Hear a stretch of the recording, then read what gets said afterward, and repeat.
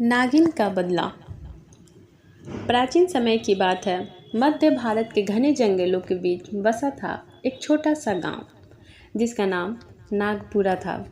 यह गांव न केवल अपनी हरियाली और शांत जीवन शैली के लिए प्रसिद्ध था, बल्कि एक रहस्यमयी मान्यता के लिए भी जाना जाता था।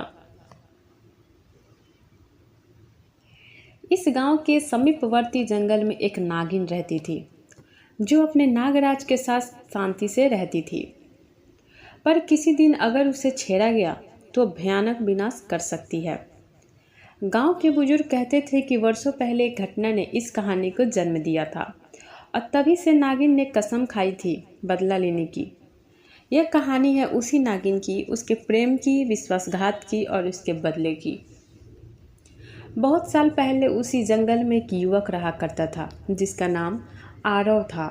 वो एक शिकारी परिवार से था, लेकिन दिल से बहुत नेक और दयालु था। आरव को शिकार से ज़्यादा जंगल और उसके जीवों से प्रेम था। एक दिन वो जंगल में भटकते हुए एक झरने के पास पहुंचा। वहां उसने एक सुंदर युवती को देखा जो सफ़ेद वस्त्रों में नृत्य कर रही थी। उसकी आंखों में रहस्य था, उसके चेहरे पर शांति। वह थी नागिन, नागिन रूप में रचना। रचना एक इच्छाधारी नागिन थी जो मानव रूप में जंगल में विचरण करती थी। उसने आरव को देखा और पहली बार किसी मानव के प्रति आकर्षण महसूस किया। आरव भी उसकी सुंदरता और मधुर मुस्कान पर मोहित हो गया। धीरे धीरे उनकी मुलाकातें बढ़ने लगी। रचना ने अपनी सच्चाई छिपा कर रखी, लेकिन उसका प्रेम सच्चा था। आरव ने भी उससे अपनी दुनिया में शामिल कर लिया। प्यार ने दोनों को एक कर दिया था। एक रात जब पूर्णिमा का चांद आसमान में चमक रहा था, रचना ने आरव से अपनी असली पहचान छिपाना उचित ना समझा। उसने कहा, आरव, मैं इंसान नहीं हूँ, मैं एक इच्छाधारी नागिन हूँ। अगर तुम चाहो तो अभी हम अलग हो सकते हैं। मैं तुम्हें कष्ट नहीं देना चाहती। आरव कुछ पल चुप रहा, फिर उसकी आंखों में प्रेम की चमक थी। उसने कहा, तुम जो भी हो, मेरी रचना हो। तुम्हारा रूप नहीं, तुम्हारा मन प्यारा है।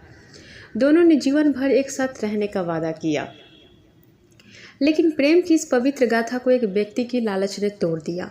वीरेंद्र सिंह, वो गांव का जमींदार था जिसे जंगल में मौजूद नागमणि के बारे में पता चल गया था।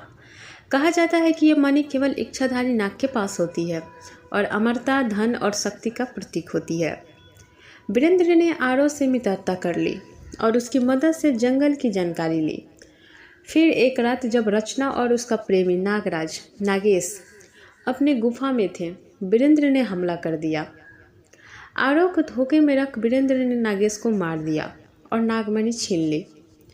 रचना उस समय गुफा में नहीं थी। जब वो लौटी, उसने अपने प्रेमी को तड़पते देखा। नागेश की आखिरी सांसें चल रही थी। उसने रचना की आंखों में देखा और कहा, मुझे माफ़ करना, मैं तुम्हारे साथ और नहीं रह पाऊंगा, लेकिन तुम बदला लेना। नागेश की मृत्यु होते ही रचना ने नागिन का रूप धारण किया। उसकी आंखों में आग था। उसने कसम खाई, जिसने भी मेरे प्यार को मारा है वो चैन से नहीं जिएगा। मैं उसका वंश समाप्त कर दूंगी। वीरेंद्र नागमणि लेकर बहुत खुश था। वो इसे गांव के बाहर छुपाकर अमरता का प्रयोग करना चाहता था, लेकिन उसे नहीं पता था कि उसने किसका प्रकोप बुलाया है। रचना ने उसी रात अपना पहला वार किया। वीरेंद्र के महल में उसने सैनिकों की लाशें पाई गई, जिनके चेहरे डर से सख्त हो गए थे। किसी को नहीं पता चला कि हमला कैसे हुआ। सिर्फ एक सुरंग की दीवार पर नाग का प्रतीक बना हुआ मिला। गांव में भय फैल गया। लोग कहने लगे, नागिन जाग गई है। आरव इस सबसे अनजान था। जब उसे नागेश की मृत्यु का पता चला, वो टूट गया। उसने वीरेंद्र से सवाल किए, लेकिन वीरेंद्र ने उसे सच नहीं बताया। लेकिन जब रचना ने उसे मिलकर सब बताया तो वो भी सन्न रह गया। आरव ने कहा, मैं तुम्हारे साथ हूँ, तुम्हारा बदला मेरा है। लेकिन रचना ने उसे मना किया, यह मेरी लड़ाई है आरव, लेकिन अगर तुम मेरे साथ रहोगे तो मेरी शपथ का प्रभाव तुम्हें भी लग सकता है। आरव ने जवाब दिया, अगर तेरे बदले की आग में जलना पड़े तो मैं भी पीछे नहीं हटूंगा। रचना ने वीरेंद्र के खिलाफ युद्ध छेड़ दिया। उसकी हर रात एक रक्त रंजित कहानी बन गई। वीरेंद्र ने तांत्रिकों से मदद ली, नागमणि को सुरक्षा में रखा, लेकिन वो रचना के क्रोध के सामने कुछ नहीं थे। अंततः एक रात जब अमावस्या थी, रचना ने महल पर अंतिम वार किया। उसने अपने नाग रूप में प्रलय ला दिया। वीरेंद्र ने मणि लेकर भागने की कोशिश की, लेकिन रचना ने उसे पकड़ लिया। उसने कहा, तूने मेरे नागराज को मारा, अब मैं तुझे तड़पा कर मारूंगी। रचना ने नागी रूप से उसे जहर दे दिया और धीरे धीरे उसकी पीड़ा से मृत्यु हो गई। नागमणि उसने फिर से अपने पास सुरक्षित कर ली। जब बदला पूरा हुआ, रचना को शांति नहीं मिली। उसने देखा कि उसकी लड़ाई ने आरो को भीतर से तोड़ दिया। गांव वाले अब उससे डरने लगे थे। आरो ने एक दिन उसे कहा, रचना, तेरा बदला पूरा हुआ, अब तुझे मुक्त होना चाहिए और मुझे भी। रचना ने कहा, तुम क्या कहना चाहते हो? मैं चाहता हूँ कि तुम अपनी दुनिया में लौट जाओ और मुझे मेरी ज़िंदगी जीने दो। मैं तुझसे प्यार करता हूँ, लेकिन अब तेरा दर्द मुझे जला रहा है। रचना समझ गई, प्रेम जब प्रतिशोध में बदल जाए तो वो रिश्तों को भी राख कर देता है।